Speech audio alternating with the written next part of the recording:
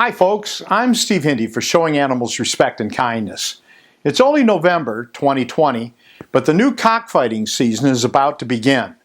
Our Crush Cockfighting campaign is going to keep us extremely busy in December, so we're uploading our end-of-year video now. I sure hope you're on our notification list so you don't miss anything that's going to happen in the coming month. Now here's what happened in 2020.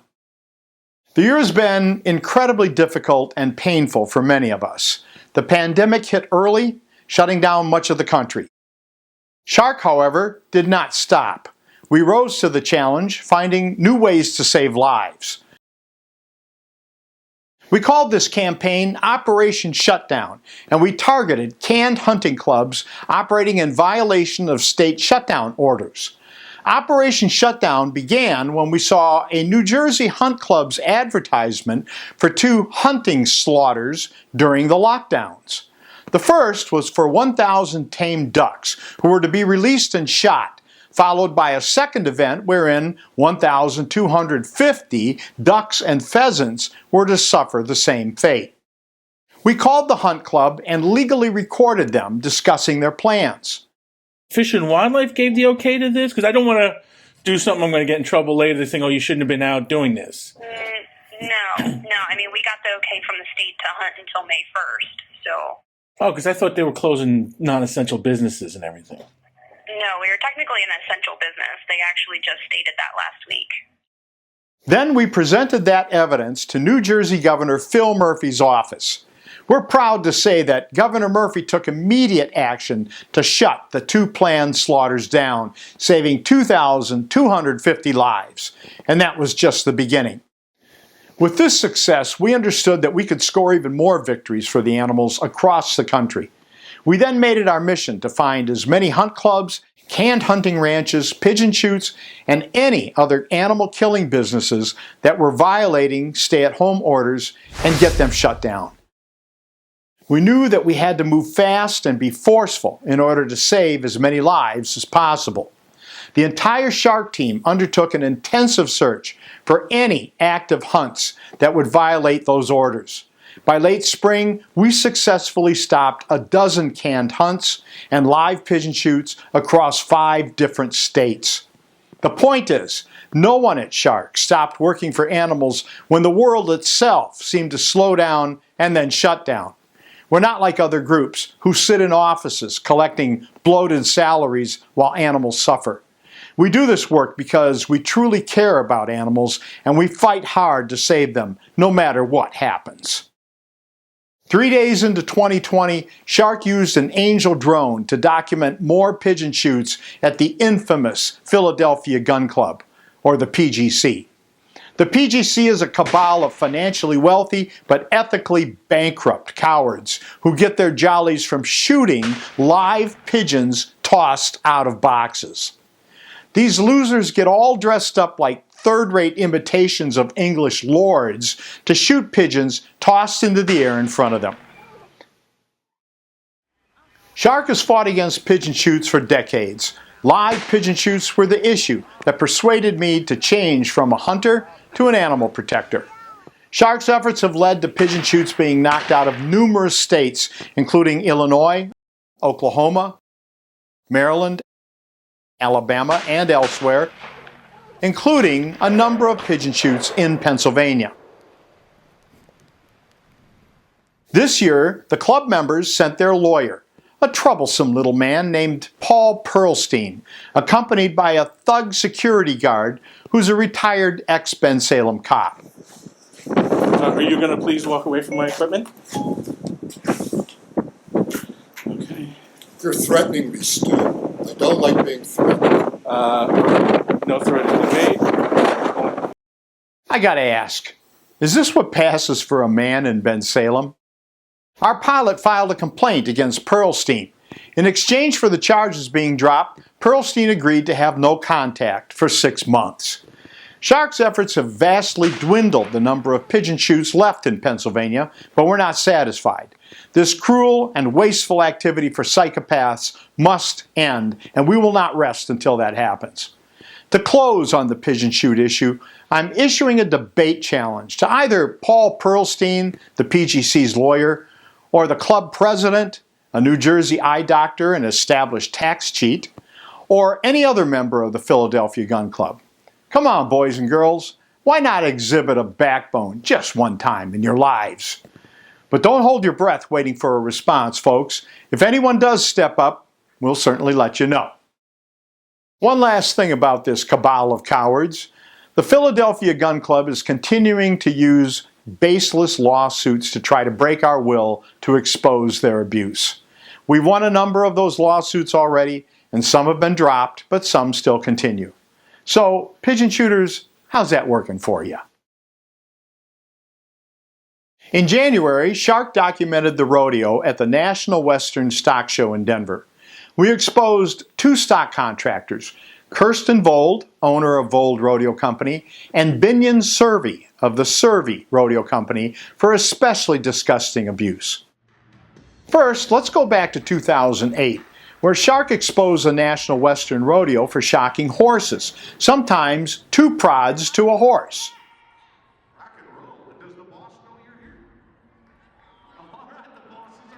As a result of our footage, and to their credit, the National Western's managers banned the electric prod. That left rodeo stock contractors like Kirsten Vold and Binion Servey trying to figure out how to make tame, domesticated horses act wild. In the case of Kirsten Vold, the way was to use a sharp object to stick the horses as they came out of the chute. What a cowgirl. Shows the boys you can be just as big a creepy boar as they are, Kirsten. Binion Servey and his bunch just went with good old brutality. What kind of careless boors watch this abuse and call it fun? Our footage led to Kirsten Vold being banned for 2 years. We of course feel that punishment isn't nearly enough. Vold, Servey, and everyone involved in rodeo should be found guilty of animal abuse. But our rodeo exposés are educating people across the nation and around the world about the cruelty of rodeos. So hopefully there will come a day when there will be proper punishment for all involved.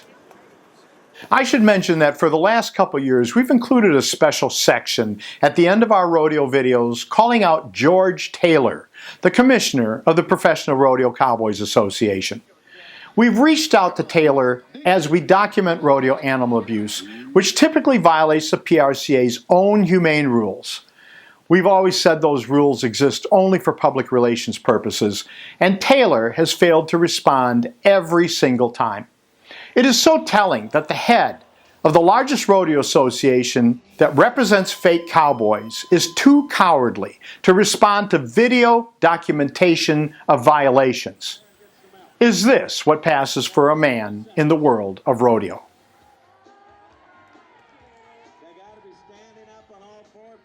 In January, we went to the headquarters of the American Veterinary Medical Association to confront the group about its long-standing support of rodeo animal abuse. One would think it a no-brainer that the AVMA would be opposed to the obvious cruelty of rodeos. But think again. Not every vet who's a member of the AVMA is in league with animal abusers, but the leadership and the management of the AVMA, by supporting this, knowingly gives cover to the cruel, corrupt, phony cowboys of rodeo. We've made numerous attempts to communicate with the AVMA's leadership, but they don't want to talk.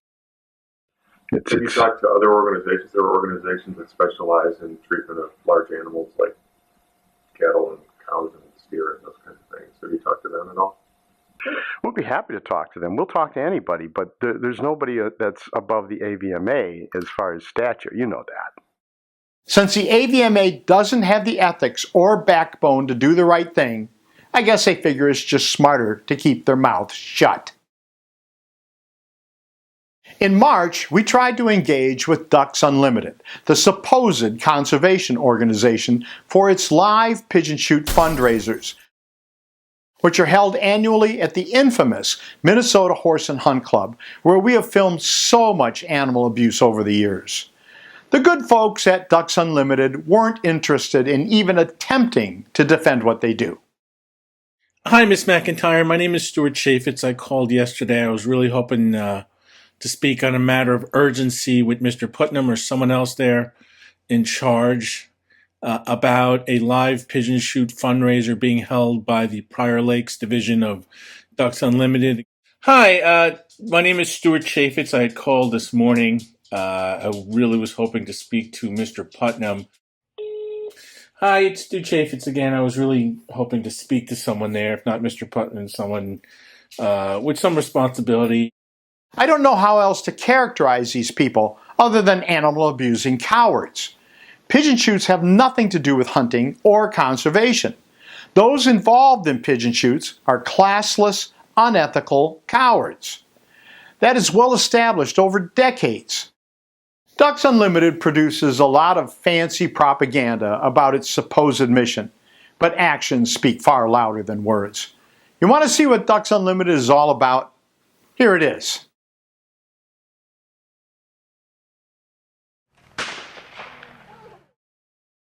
And here it is. Cowards. Animal-abusing cowards. That's Ducks Unlimited. We made a couple of trips to Virginia in 2020 to document the animal concentration camp now called Invigo. Our high magnification drones showed how disgusting these prison camps are. We filmed dogs living in and eating their own filth, exhibiting severe behavioral problems such as aggression and stereotypic behavior, and walking in circles due to emotional suffering. Our video proved so effective that legislation was introduced against Invigo in the Virginia State Legislature. The sponsor noted in a news story that they drafted the bill after viewing Shark's drone video. This is another example of how invaluable our drone operation is. Animal abusers such as Invigo call these terrified dogs products, and they treat them as such, depriving them of attention and love. By showing the world the faces of these dogs, Shark proves the undeniable truth about the animals imprisoned in these camps. Each and every one of them is a living being, no different than the dogs we call family. This shows why Shark's work is so important. We expose the plight of animals and work to stop the cruelty and help them. In May, we received a call about a farm in Kendall County, Illinois, where cows were in serious need of good food and competent care. Our Angel drones recorded cows who appeared to be starving. Some exhibited injuries. Some cows were escaping inadequate fencing in a desperate attempt to help themselves. We exposed their plight, and in a matter of days, the cows were moved to far better pastures where they quickly improved. Shark, in a partnership with the Humane Farming Association, has been working on the issue of cockfighting for more than 2 years. Most of that effort is focused on farms raising fighting roosters, and on people who make it obvious that they're involved in cockfighting by way of the internet. In June, we finally broke through the blanket of secrecy that hides cockfighters. Shark received information about a cockfighting location in Butler County, Kentucky. I personally attended the event with an undercover camera. I documented and witnessed the indefensible cruelty of cockfighting, as well as the rampant and illegal betting. A week later, I went in again, along with 2 more investigators. Within a couple more weeks, we had found and exposed 2 more cockfights, and all 3 locations were shut down. During our June Kentucky travels, we rescued a weak and abandoned female hound, likely a breeder no longer useful to her careless owner. No, it's a female and she's got babies. Oh. Yeah, I don't know where her puppies are at.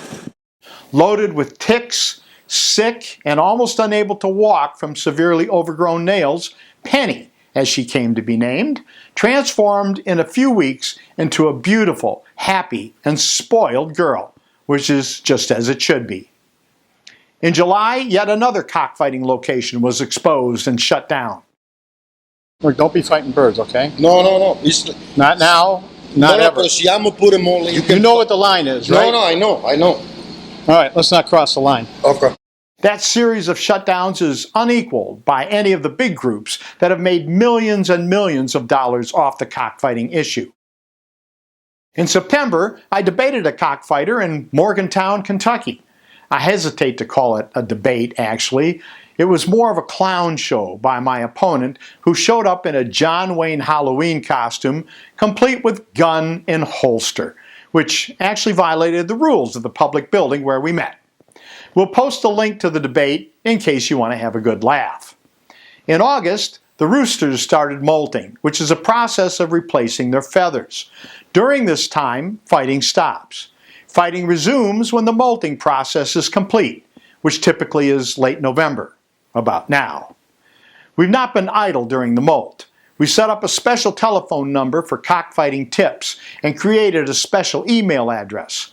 Next, we placed ads in newspapers in various states where cockfighting is to be found, including Kentucky, Oklahoma, New Mexico, California, Alabama, Arizona, and others.